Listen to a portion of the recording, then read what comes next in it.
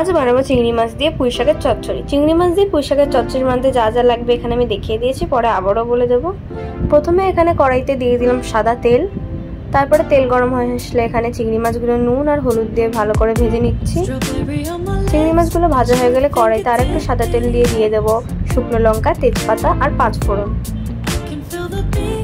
তারপরে দিয়ে দেবো পেঁয়াজ।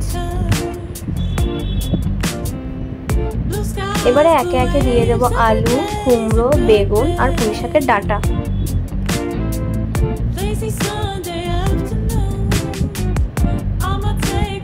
একটু ভালো করে নাড়াচাড়া করে নেব। এবারে দিয়ে দেবো কাঁচা লঙ্কা, পরিমাণ মতো নুন, হলুদ, জিরের গুঁড়ো, ধনের গুঁড়ো আর আদা বাটা। কিছুক্ষণ নাড়ার পরে এখানে দিয়ে দেবো পরিমাণ মতো চিনি। এবারে দিয়ে দিলাম টমেটো আর পুঁই শাক।